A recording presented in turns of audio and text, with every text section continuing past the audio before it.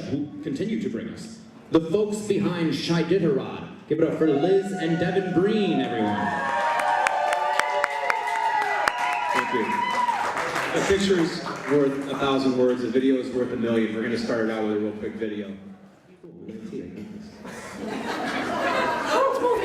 Oh, look, it's a video. We don't have sound, but that's okay. We have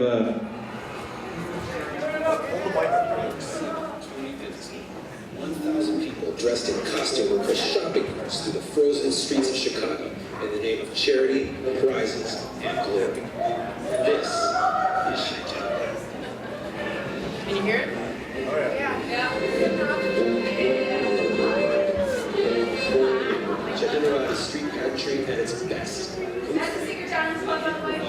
The CHIditarod describes itself as probably the world's largest mobile food drive. The event brings together more than 1,000 people and has collected more than 100,000 pounds of food, $100,000 in direct donations since our 2006 inception. CHIditarod is a one-of-a-kind event dedicated to self-expression and participatory culture. An epic urban shopping cart race, charity food drive, costume beauty pageant, talent show, spontaneous street theater, fundraiser, and chaos generator all in one. CHIditarod is an epic spectacle like none other.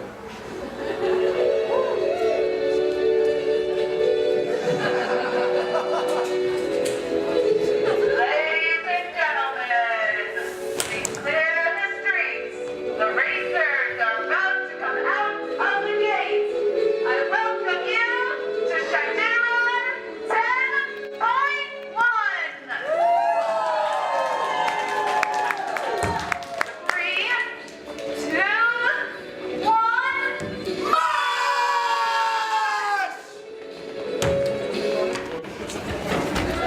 20 cross.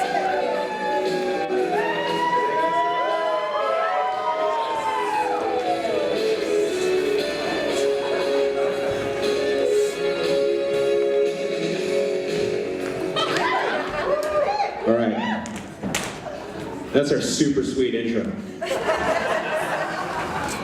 Okay, so I'm, let me see if I can turn this on. It's from IT. Lapis. We're high maintenance. No, man, it's interactive. I don't know, did you patch your kernel? Did you try turning it off and on again? All right, well, we're going to pray that this internet works here because my local copy is not so happy. All right. Here we go. Oh, it's on the wrong screen. Son of a bitch. Oh, yeah. Yeah, I think it's time for a drink after that intro. Open them up. Thanks. Oh. Cheers. Throw it into the fourth row. Nah. Testing.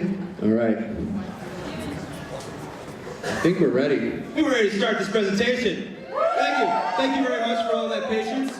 Here we go. All right, we're today to talk to you about CHIditarod. That's near and dear to our hearts. Okay, CHIditarod. Epic. So, what is CHIditarod? The video gave you a little bit of a hint. Essentially, epic costume shopping cart race, or spontaneous street theater, probably the world's largest mobile food drive. That's what we claim, and no one's fought it yet, so we're gonna go with it.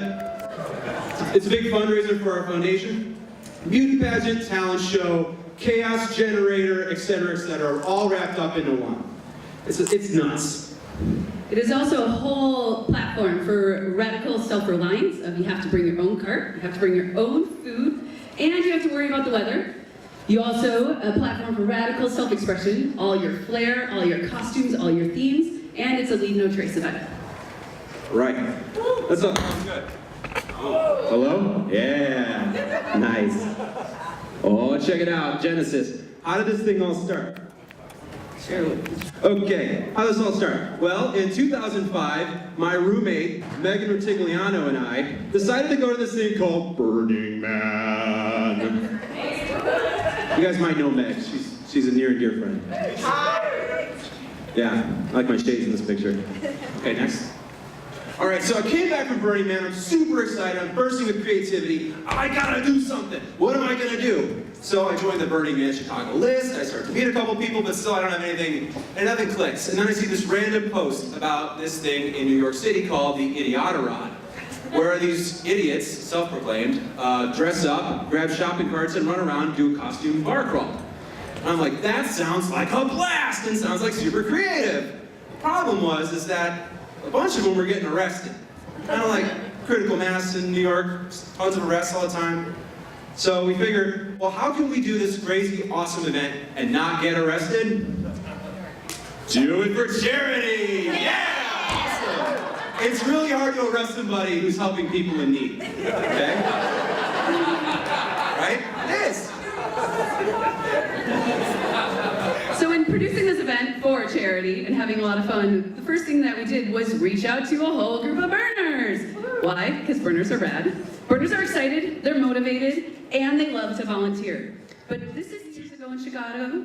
One of the challenges that we found was the burner community was kind of small and very insulated, and their sphere of influence wasn't very large. So we decided to take it to the streets! Do it in public! Go big! Woo! So we did. So we totally did. We'll get more to that in a minute. All right, so what is the nuts and bolts, okay, behind producing a CHIditarod? Y'all get an idea about what it is, that's cool. What does it take to actually make something like this happen? The first thing, that's the most important thing that I can stress, is you've got to be inspired about your cause. You've got to believe the inspiration. People have to feel it coming out of your pores. If you don't do that, people aren't going to get it. If you do it, they're immediately going to understand what that feels like, and they're going to get behind you and back you up and co-create with you, okay? Our organizational structure at CHIditarod, we have a board of directors. There's 4 of us on the board. We have about 20 organizers. We are not a consensus model. However, we kind of act like we do. And by that I mean it's really important that everyone has a voice and that everyone feels heard and gets an opportunity to express what they're up to. Now, if we were a consensus model, nothing would get done. So we're not.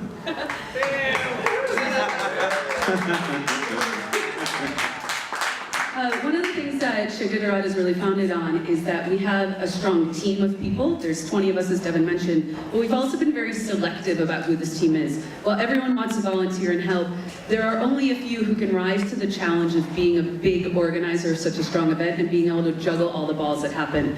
So we take leadership and empowerment of our leadership really seriously. Everyone that is a lead in our group has a say in what's going on and has a voice, and also has ownership about their project that they're doing within CHIditarod, along with a lot of guidance that goes towards it. Right. So this one right here, near and dear to my heart. Get real. Candor. Candor is super important for us in our event. Candor, if you don't know, is speaking clearly and honestly about what's going on. Respectfully, but honestly and clearly, right? Be honest with your teammates. Be honest with yourself about what your involvement can be and what your involvement is. Don't overpromise and underdeliver. Nobody likes that. If you can't do something, if you can't do what you said you were going to do, communicate. And communicate soon and quickly. Don't ignore a situation like that. It's not going to go away, and you're going to let people down. You have to have your shit together. Like, seriously have your shit together. Seriously. And be prepared to work your ass off. A big part of that is that we're dedicated to the process which we're doing. CHIditarod is a huge event, and also has now become year-round. But we'll learn about that in a little bit. But if you can't have your organization running well or organized, then you have too many things on your plate. So you have to be real with yourself about how much you're trying to take on. Yeah, and be open to being surprised. Stay flexible. You know, do it like Bruce Lee, be like water, right? Volunteers are the lifeblood of your organization. I know I'm preaching to the choir on this one, but they are. And you gotta take good care of your volunteers. You gotta make sure they're fed, and you gotta make sure they're watered. How do you know? Where's that 4th row? Catch. Volunteers just on day of. To give you an idea, that's from 7 o'clock in the morning till roughly about 5 o'clock at night. There are 20 core organizers, 4 board members. A big, huge shout out to another one in the crowd, Diane. Diane back, ladies and gentlemen. Oh, yeah. And an awesome lawyer. Very, very important. Jerry. Oh, Thanks. So we're all burners, or most of us are burners in this crowd, and a lot of people ask me, how many burners are actually involved in CHIditarod? So I did a little bit of math this time. Again, we're all motivated and things like that. The foundation board, 4 of us, there's only 75% of us that are actual burners, not including the lawyer. The core organizer crew, about again, 75% of us are burners. The volunteer crew is only 60% burners, so 350 out of 400 people. And the racers are only 5%. Yeah. That means that out of 750 people, only roughly 37 people are considered burners. That's amazing. We have really taken it to the street, and we have really made it a big public spectacle and have created a platform for everyone to come as an artist. Awesome. Okay, all that sounds great, but there are challenges that go along with something like this. A lot of challenges. The first challenge is growth. Okay, as you can see at the top, in 2006 when we started this event, we had about 25 teams, maybe 24 volunteers, and raised almost about 1,000 pounds of food. Fast forward 10 years, this last year we had 136 teams, 375 volunteers, yep, pretty close, and 27,000 pounds of food. Like, so, I mean, the growth, that is awesome! I'm so happy about that. So, I mean, from the growth perspective, like, that's a lot. Like, that thing got big, right? And so, the things that I throw out about growth, right, is ask yourself why you're growing. Is it growth for growth's sake? Is it growth to reach more people? Is it something else? Like, what's the need? Are you growing to be large? Are you growing to up your own skill set of your organization? These are important things to ask. Any growth requires a growth in your time investment. Realize that. When we planted this thing, this was a little seed that we planted. And now it's a freaking forest. Really big! It's a forest, it's alive, it's big, it requires a lot of tender, a lot of watering. There's a lot of metaphors right there. Comms and PR, this is a fun one. I heard some of the other presentations mentioning this earlier. Get experienced help. If you are not, if this isn't what you do, or if you don't have people, rely on the people who know this area well. PR is really, really important, and it can make or break your organization. It really can. Social media is a big one, but social media and PR are not the same thing. Social media is a subset of PR, but there's different needs for those things, there's different ways of communicating, and it's really important to think that stuff through in advance if possible.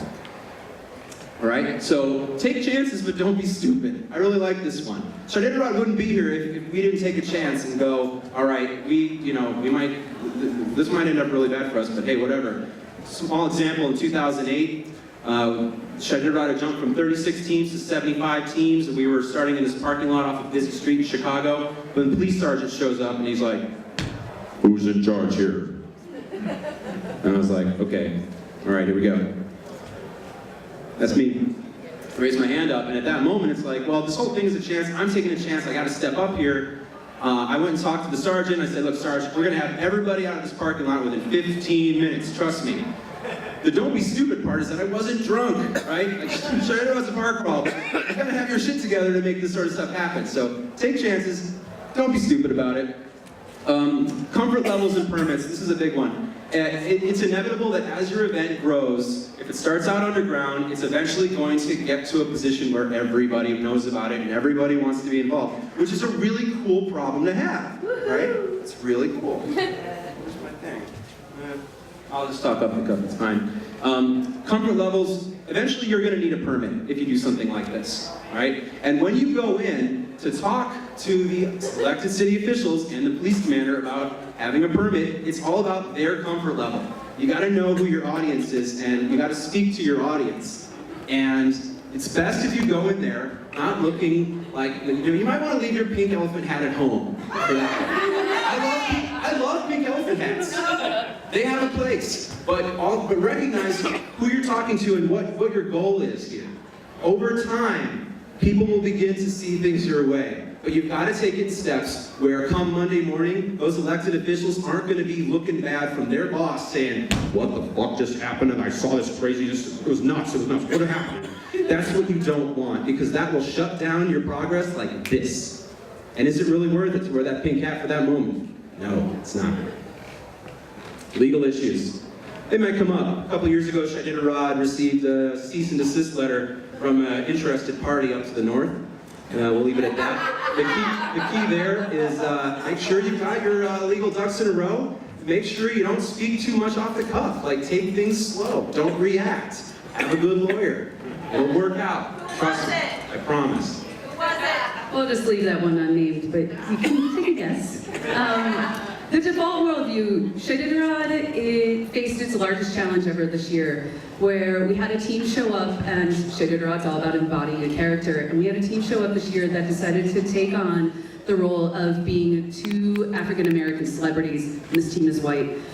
They came darkening their faces, and in the public's eye, that was blackface. And so CHIditarod had to rise to what we were all of a sudden faced with, which is public scrutiny of having done something really wrong and allowing something really bad to happen. And so the leadership itself came together, and we organized around and fought and gained a really big, strong voice around that our event is not about cultural and racial insensitivity. It is about helping those that are in need and about representing everyone on a fair plane. And that is the biggest challenge we've all come together in order to kind of surmount this year. And it's inevitable that you will fail at something, but it's not about failing, it's about how you react when you fail and what you do moving forward. And I gotta give big props to Diane back for helping to teach me that lesson this year. Thank you, Diane. Give it up for Diane back. Really please.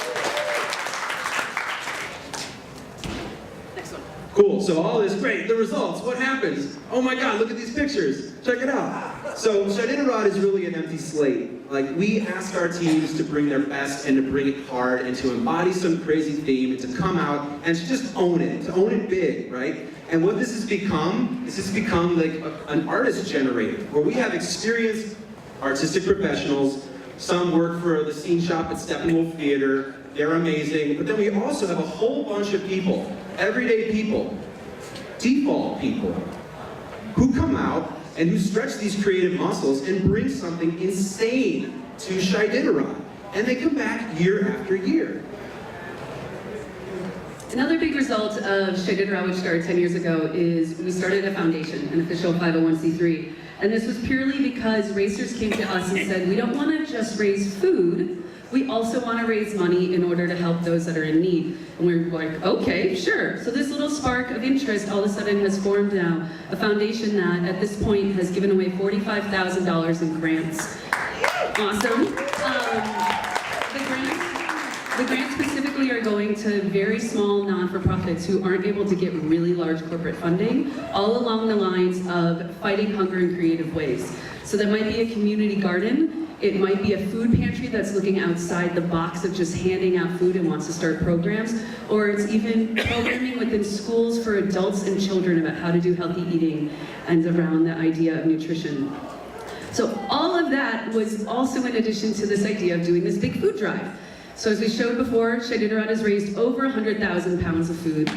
This year alone, we raised 27,000 pounds, which equates to roughly 23,000 adult meals. Yeah. That's pretty amazing.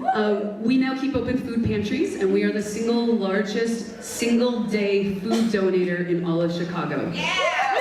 Yes. So the idea of really giving back to the city, both Devin and I are from Chicago originally, was this whole idea of how do you go and support those in need? It is a civic responsibility, just as we all feel with Burning Man. Awesome. Right. So last but not least, glory, right? It's a little tongue-in-cheek, right? The glory of crossing the finish line. You know, that chariots of fire. Right? Like, we kind of take this seriously in CHIditarod, you know, charity, asphalt, glory. But what are we glorifying here? Well, we're glorifying creativity, we're glorifying participation, we're glorifying all of the participants who make this event what it is. Volunteers, racers alike. We give them a platform to shine, we tell them to bring all they've got, and then they do, and then we reward them for it. We give them trophies, we put them up on stage. The city is their canvas for one whole day. One crazy, stupidly fast day that's over before you know it. You go, oh my God, I just worked for 4 months for that. That was unbelievable. And at the end of the day, it's all worth it. It's all worth it. And these people who come and participate in CHIditarod, because they feel this space is safe, because they're encouraged the way they are, they come back year after year. They up their game year after year. We get 50% of our people who have come back, and they make CHIditarod better and better and better every year. That's how CHIditarod really grows, and it's really powerful and awesome. And all of this combined together is epic fun and social good. Welcome to the CHIditarod, ladies and gentlemen. First Saturday of March every single year in Chicago. Thanks so much for having us.